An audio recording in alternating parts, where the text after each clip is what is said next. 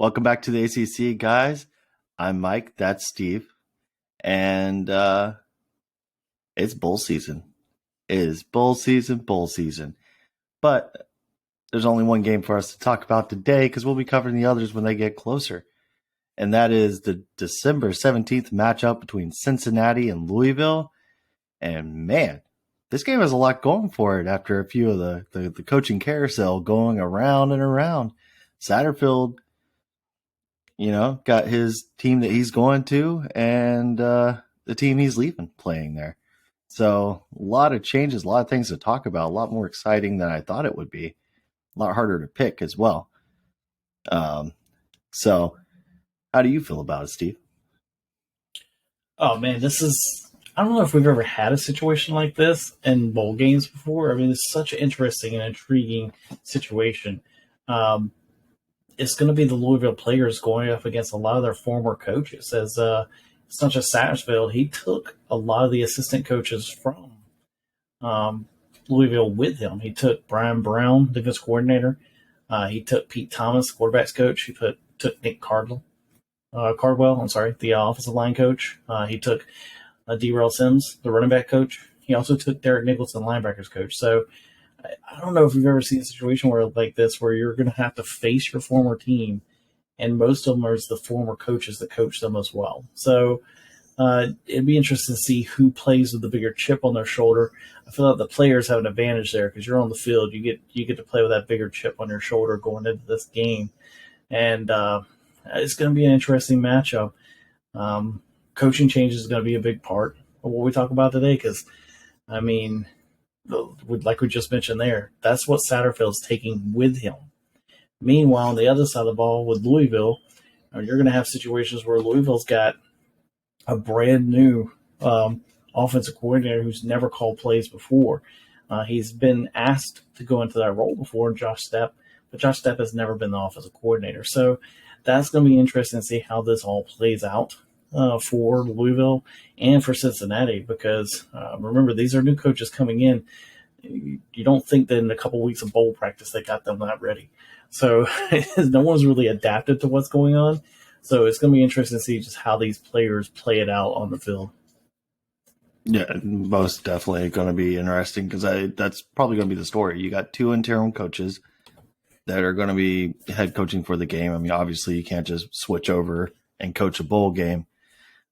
But it's two guys just trying to get it together. Who's going to be able to prepare their team better? What team's motivated more for the bowl game? And you have a couple of opt-outs as well. I mean, obviously Malik Cunningham's not going to play, which Louisville's been dealing with that towards the end of the season anyways with his injury. So it'll maybe they're a little bit more prepared for it. Losing one of their starting corners as well, which, their corners are pretty well taught. Like they spread those interceptions around. They play hard. That Louisville defense, I think if the players are motivated, this is a team that can still play. They can still do what needs to be done. And it's not necessarily unquestioned at the quarterback position. So we'll have to see how it goes for them. Yes. And as far as these changes, the coaching changes are going to play a big role in this game. But not just the coaching changes, then you got to focus on the next thing we talked about, which is, players transferring out. Luckily for Cincinnati, no big names have stepped out for them. However, for Louisville, it's been a huge hit for them going into this game. Malik Cunningham, who leads the team in passing yards and touchdowns, overall touchdowns. He's going to end up being sitting out this bowl as he's looking towards the NFL. So without Malik, that's a huge blow. They're also losing Clark when they're good defensive backs for them. I mean, this is going to be a huge blow for them coming into this game, especially a Louisville team that doesn't play well offensively already. I think this is a team that they definitely was going to hurt not having a leader back still. Yeah. I mean, we saw the difference in that Louisville offense too without Malik Cunningham. But they have gotten a few weeks to get used to not having him. as he was trying to, heal from that injury. He still wasn't 100%, you could tell, in that Kentucky game. And it was affecting his throws a little bit. But it just, this is a team that runs the ball well. Both teams are really set on their defense right now. Both offenses are not really what we're expecting. So this is going to be a hard fought game. It's going to be a lot of questions. And I think this is kind of leads to like what bowl season is going to mean for fans moving forward. Bowl season isn't about watching the big star players you've seen all year. It's about getting a hint of what you might see moving into the future, going into next season. So I'll be pretty excited to see that storyline as well with this game.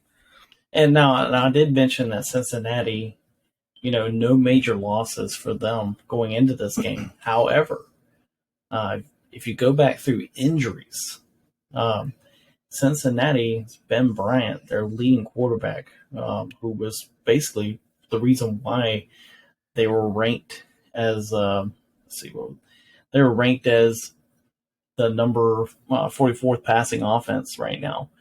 But that's only because before he got hurt, they were in the top 30. This is a team that could really sling the ball around with Ben Bryant. He got hurt last 2 games. The backup quarterback barely got over 200 yards passing, and against Tulane, he barely got 103 yards passing. So this is a situation coming into this game against a team that loves to be a ball hawking, take the ball from you kind of team. And that was Cincinnati's strength earlier in the year, was throwing the ball. This could be a really nasty defensive, low-scoring game where both defenses are going to get after it, and they're going to have the advantages of both offenses having to play backups and guys that don't normally play. Yeah. I mean, and Louisville has a defense that they not only are they going to be ball hawks, but they get after the quarterback really well too. I mean, you got Abdullah with 8 sacks already on the season, and I mean, this was a team that was leading the country at one point.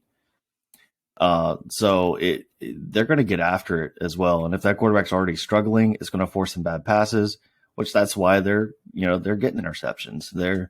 When you have that defense line getting after a quarterback and putting that pressure on, that's what's really going to cause it. And that might be the difference in this game for me, honestly, because it is a hard game to pick. There's so many unknowns going into it, which is what makes bowl games kind of fun, because it's not necessarily the team you think that could win it. So I'm going to go ahead and move into the pick. I'm going to stick with Louisville, even though it's a very thin margin. Even Vegas is kind of like, I don't know, either team could win kind of toss up. So with a -1 for Louisville, I'll take them. I'll take them to cover, because I think whoever wins this is going to cover. Obviously, if Cincinnati wins, they'll cover. But it's going to be a tough game. Oh, yeah. I love Louisville in this game as well. And, I mean, it really comes down to it. It's going to be, like I said, a defensive battle. And we wouldn't like to take defense in this one, take Louisville, because they are second in the country in sacks at 43 sacks on the year, second only to Pitt. I mean, this is a team that they get after the quarterback too. They've done it all year. They're in the top 30 in takeaways. They have a great turnover margin. They're a team that constantly gets after you. They find ways to make up for if their ball does get turned over by the offense. They find ways to make up for it. This defense works, and we have a lot of bad situations. So I give credit to the defense for that. When it comes to tackles for a loss, this defense doesn't get the penetration you expect for a team that has as many sacks as they do. They don't get into the backfield as much when it comes to pressure situations and stopping the run. I mean, they are great when they pin their ears back and they're coming after the quarterback. But you mentioned it. Abdullah, he is the linebacker, and that's going to be a huge loss for them going forward, not having the previous linebackers coach who now is at Cincinnati, because he's the one that turned Abdullah around and has made him one of the most effective weapons at linebacker on this Louisville team. He leads the team in sacks, like you said, with 8. He has 2 interceptions on the year. I think he has a forced fumble as well. This guy is a stat machine now, and really has been credit to the former linebacker coach for Louisville. So that's going to be a huge loss for them going forward in the future. And but in this game, I like that Louisville defense, but at the same time, I still like for this game to be close because Cincinnati's defense. I mean, we're talking about a defense that's this defense is stingy, just like Louisville is. They are the 17th passing defense in the country, only allowing about 186 yards passing a game. And at the same time, the rushing defense, the 49th, they only allow 142 yards rushing a game. This is a team that really plays aggressive. Their tackles for the loss are 28th in the country on tackles for a loss.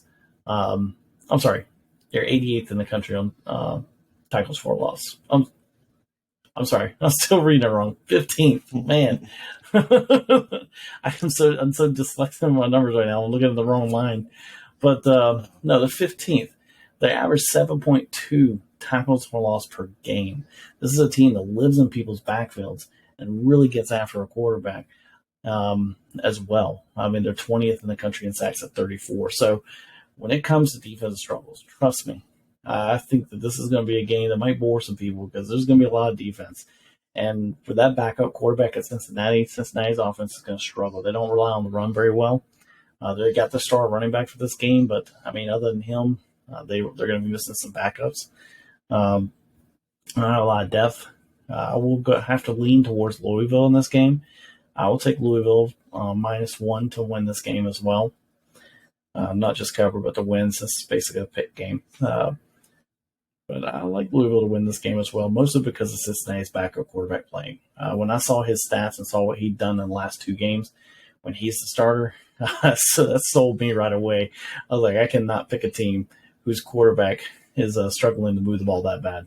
And nothing against Tulane, but I mean, even the game before that, he wasn't playing a great team. He still couldn't put some yards up for his offense. So I just going up against the Louisville defense, it's not a good sign. They're going to get after you. Yeah, and this should work out in the ACC's favor. I mean, I kind of feel like looking at the bowl games, the bowl games might have helped us out a little bit. It does look like most of them are kind of to the ACC's advantage. There's a couple of games there that I'm kind of worried about, and but on this lower end, I like it. I like Louisville in this game. It's not going to be an easy win for them, and it may be a defensive game, but with the way Louisville plays defense, it still could be exciting. Because, I mean, there might be that we could be talking about a game where the only touchdowns scored are by defense. Like, that's how this game can be. And Louisville's defense can do that. I mean, you saw what they did to Sam Hartman. And, I mean, it was so bad. It took Sam Hartman like 3 weeks to come back from it. Like, and he's not a bad quarterback. Yeah, right. So I'll stick with that. I like that. And, I mean, it's crazy with the coaching carousel with what Satterfield's taking. I'll be curious to see who Louisville starts looking for towards the future. And since we're on the subject of coaches and changes and other things, really regretful day. Information coming out that Mike Leach passed away, the Mississippi State head coach. The guy that really brought air raid to the front of college football. And, he's an important dude. Doesn't matter if he's an SEC coach or whatever. It deserves to be mentioned. He did a lot for college football, and our heart goes out to the Mississippi State family and to his family. Like, that's a tough loss all the way around, and it's hard to hear. It is. I mean, he's such a character. Oh man, it's so many great moments from Mike Leach that you could go over so many of the things he's said and he's done. It's just not his air raid offense and what people remember for there is his comments he made off the field. People talk a lot about the things that Lane Kiffin says. Lane Kiffin was the first off the wall, say anything he wants, fly on the hip kind of guy. That was Mike Leach for years. Mike Leach was the bad boy of college football that no one wanted to take serious because of some of the comments he would make. I remember this is a man that once said, we wasted a lot of time with that. when he's talking about the Kardashians, he's like, I know you're worried about watching the Kardashians. He goes, but at the same time, it's like, we'll laugh about England's obsession with the royal family, but at least the royal family has degrees and they once served in the military. So this is the kind of comments he would make, and he would just make these kind of comments with like in passing, and it's always a great character. Him being around the field, he definitely was a person who the team and players rallied themselves around. So it is a great loss for college football to lose such a legend on and off the field, and Mike Leach, and it is a sad day to see another legend have to be retired. Yeah, it's tough, and be curious to see how Mississippi State responds, with it being so close to the bowl game as well. Seeing how the players can handle it. It's been a lot of hardship going on over the past 2 months, and that's definitely it's a huge loss, not just for Mississippi State, but for college football as a whole. I think he brings a lot to the table, like you said. I remember ESPN just feeling they would fill dead space just by calling Mike Leach and talking to him for like 15 minutes or so. And you could see the person interviewing him just cracking up because he goes off. It is great. So yes, that reminds me of another comment he made once. He was asked one time, what bowl did he think his team should make? His team was only 7-5, I think, or 6-6 at the time. And he was asked, what bowl does he think they deserved? And without even flinching, just looks at the guy and goes, the Rose Bowl.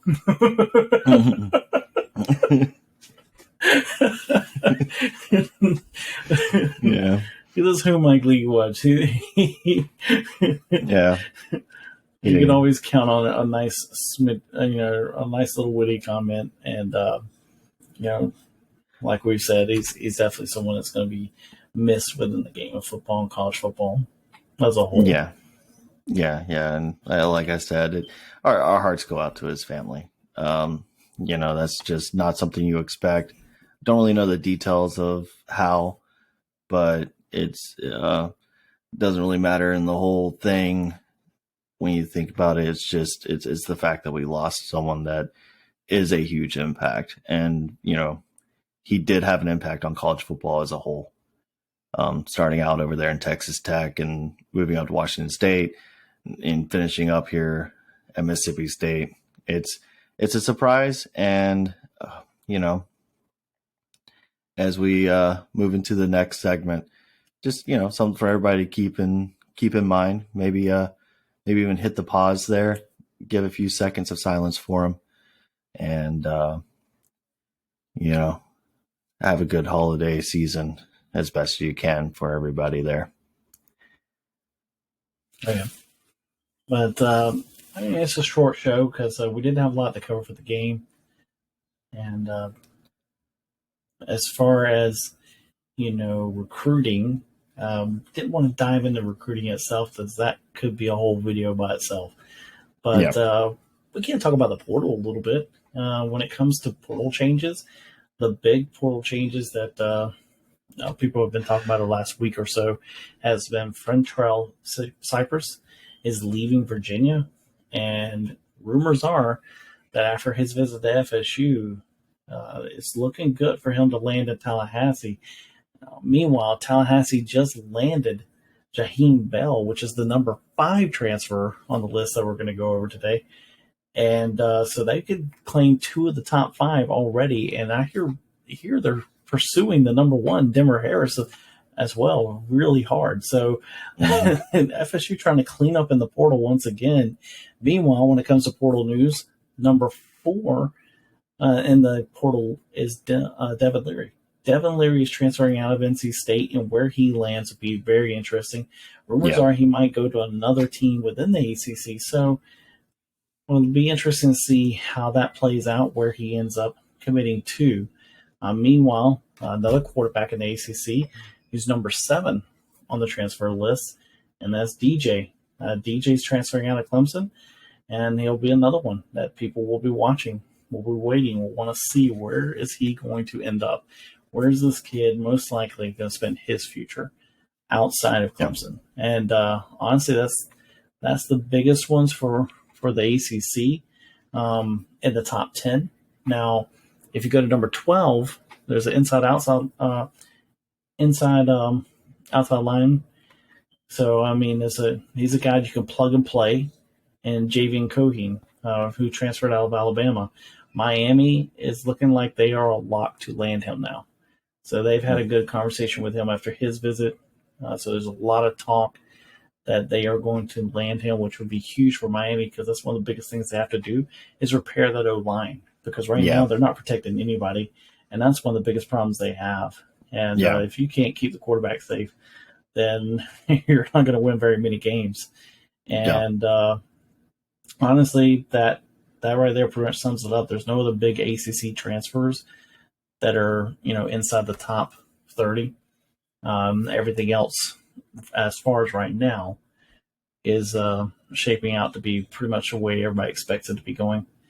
But I will say this: the transfer list is packed this year. This is the largest, and it doesn't surprise me. This is the largest transfer portal has been, and in an off season, and it's probably not done. After bowl games, there'll probably be more players announcing. So this is going to be interesting to see where all these guys end up, all these moves.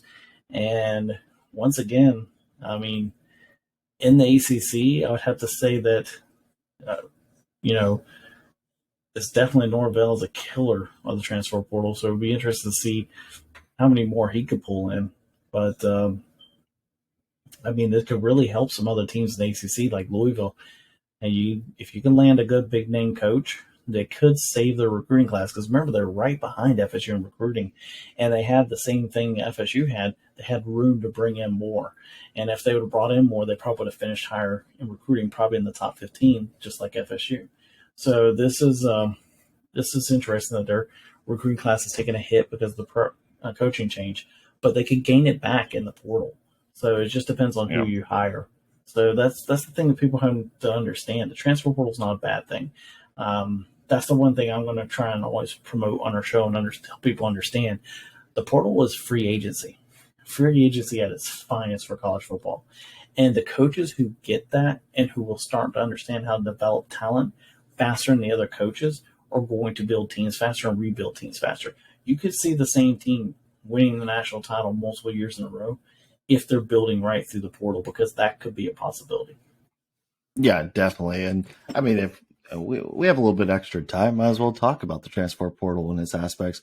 Because I do feel like, well, we're in bowl season as well. Well, maybe I'll throw that in there as well. But like, I do feel like some of the older crew in college sports right now, especially around college football, they don't like the transfer portal that much. They try and talk about how it's hurting football. I think it's better for football. I think that's why I watched a video the other day about all the upsets in college football, and they were big upsets this year, a lot of them. And a lot of that has to deal with transfers. There are teams that are using that to build up, and there are teams that are hurting because they didn't want to jump into that market. One of the main ones is Clemson's hurting right now, and you have to kind of wonder, maybe that is Dabo's take on we build it from the inside. We don't do transfers. And I'm starting to feel like if Dabo doesn't start taking into this, he could fall behind. And part of what makes good coaches like Nick Saban and so many others is you have to adapt to college football. And if Clemson wants to stay on top, they're going to have to adjust to that because Norvell and Cristobal are going hard on it. And those are fan bases. Those are teams with the money, the background, the pedigree. They can take over Clemson and push you right back down.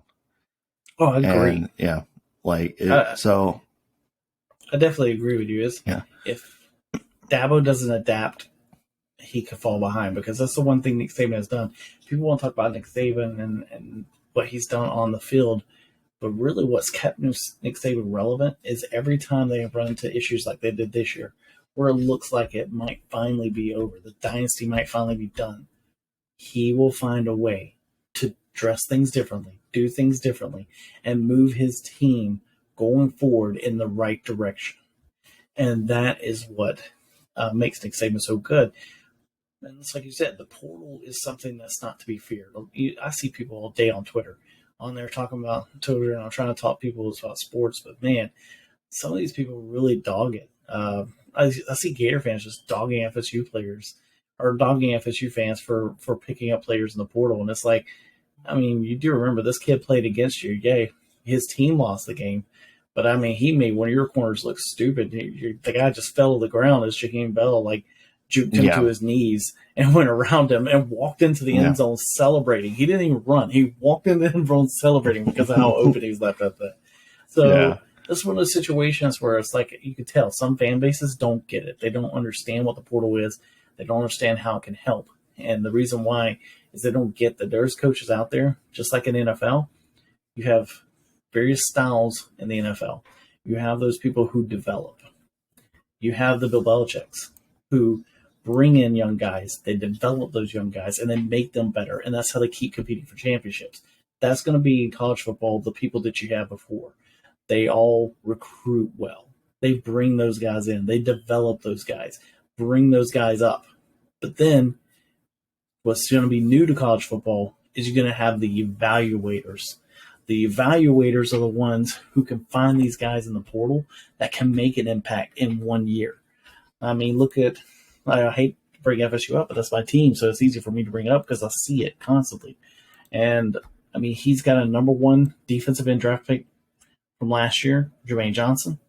He's got a number 1 in Jared Verse this year. If he goes, I mean, people are projecting that he's going to be a first-rounder as well. I mean, that is ridiculous that people are actually going to sit there and try to ridicule the portal when the portal is probably the best thing you have going for teams like this and the best thing you could do when rebuilding. I mean, honestly, I feel like if Gator fans accepted the portal more, their team could probably rebuild faster if they accepted our coach using it in the right way. Even Hurricane fans, I mean, your recruits are nice. The 5 and 4 stars he's landing was great. But how well those players being evaluated? Because not every 4 or 5 star is going to be elite. It's not the way it happens. Now, the percentages definitely are changing from where it was in the past, but I mean, the thing is, not everybody's going to be elite. And at the end of the day, I feel like a lot of these 3 stars aren't that far from 4 anymore. I mean, there's some guys that came out as 3 stars that you see it. When people start paying attention to them, they go from a 3 to a 5 almost instantly. And it's happened more in recruiting than you've ever happened before. In the past, you would have never heard of a 3-star jump into a 5-star in a couple of months. But it's happened a lot in recent recruiting years because, unfortunately, with these kids, you can't constantly scout all this talent and actually be able to tell, if a kid really is that good or if he plays in the system. I mean, there's so many factors in high school that's hard to judge these kids. Just like in the transfer portal, you might even have game film on some of these guys, so it's hard to judge. So you have to go to technique. And hopefully, these coaches that are using it continue to use it to their advantage because that's what it is. The portal's about evaluation. Most definitely. And, I mean, the only other thing I would mention is that there's, once again, bowl seasons around. And a lot of people are talking about bowl opt-outs and players deciding not to play in bowl games. And I understand when ESPN, commentators, analysts, whatever, when they want to talk about it because it's their money. Honestly, that's the only reason why ESPN even cares about people opting out. The fact of the matter is players are going to do it.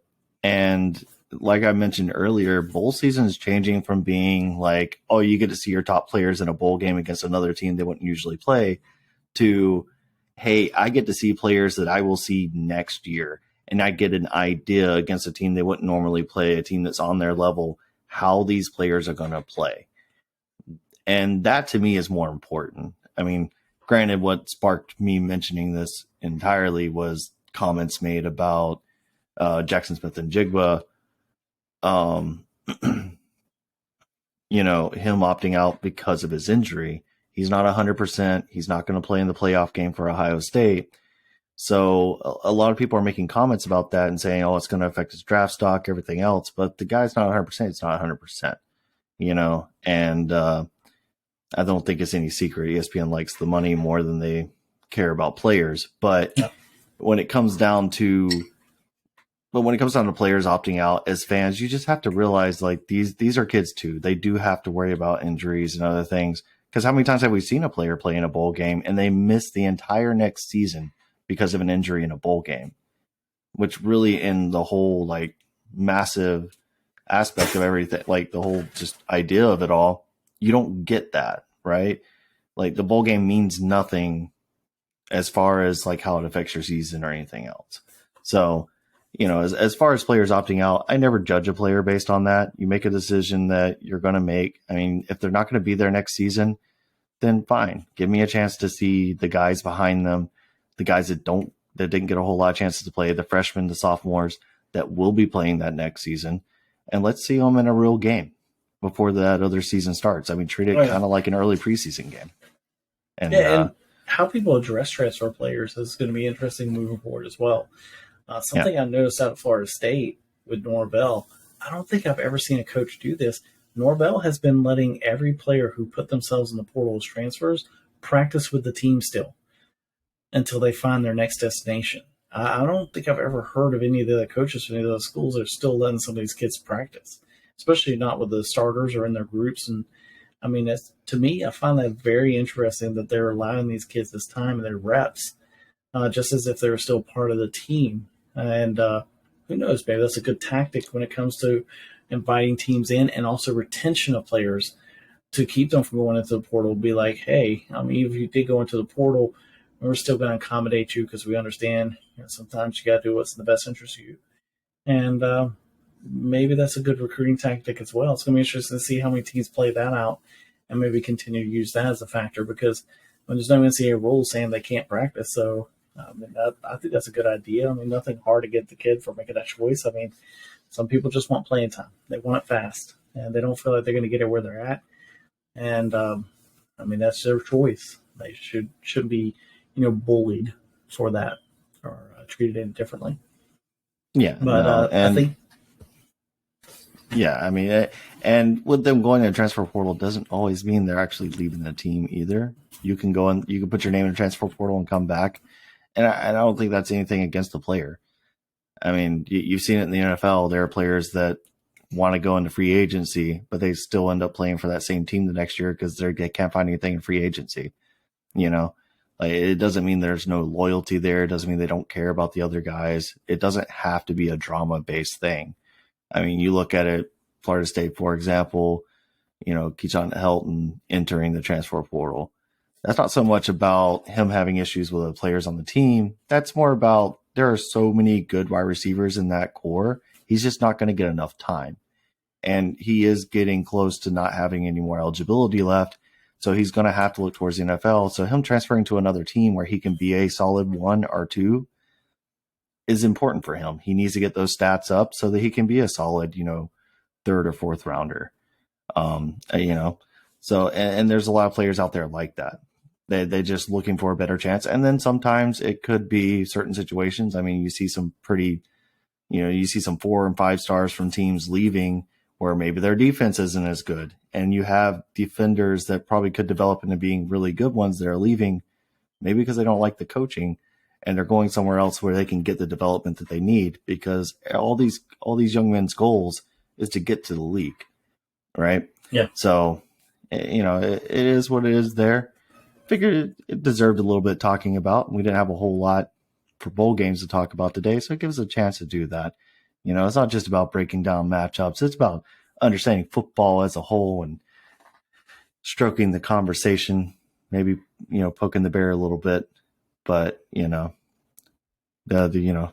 Clemson dynasty's over. I'm about to say, if we're going to poke the bear, then, the Alabama dynasty's done. It's starting to look that way if you don't make some changes soon. I think Alabama can bounce back. But yeah. I think your comments to Dabo is on point. That's going to be something where he's going to need to make some serious changes in his philosophy if he wants to adapt and move on. But we appreciate you guys for tuning in. That is the only game we have to cover. Remember, it's this Saturday, December 17th, the Fenway Bowl, Cincinnati versus Louisville. Louisville, we both took them as a -1 favorite to win. However, we're going against the public because a couple of public polls I was looking at has Cincinnati 63% favorite to win. So little A little bit of people going against us, but we'll see. It's 11 a.m. kickoff on the ESPN, and I hope you guys enjoy the game as much as we will. And we'll definitely recap it next week, and then after we recap it, of course, talk about the next week's matchups. Yeah, it'll be really enjoyable, and don't forget to hit that big old thumb that's in there for the like, and crush that subscribe button. And make sure you hit that notification bell just so you know when our newest videos come out, so you can stay up to date on all this stuff, because we're not going to stop during the off season. I can tell you that right now. Or you can follow us on Twitter. You can follow Steve at sjollyacc,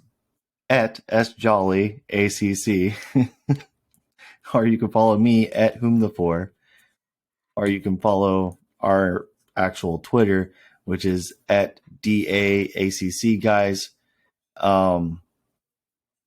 I was waiting for you to say it again. Yeah, I'm still not going to go over how ridiculous that is. And also, feel free to stop by the stream. We'll talk a little bit of football. I always enjoy it. Jalster2_3. You can get that on Twitch.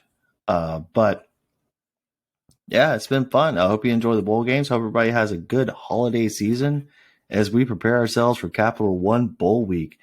And we're going to be in Boston, so it's going to be so good. Oh, my God.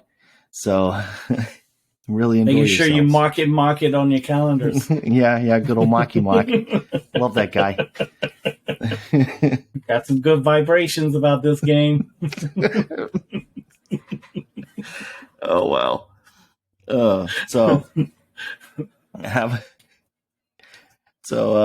Please come back, check us next week. And we'll have more terrible Boston accents. I think we'll be talking about the Pinstripe Bowl in a couple weeks, man. So we can do some horrible New Yorkers. New York accents. Yeah, do some bad New Yorkers, All right, anyways.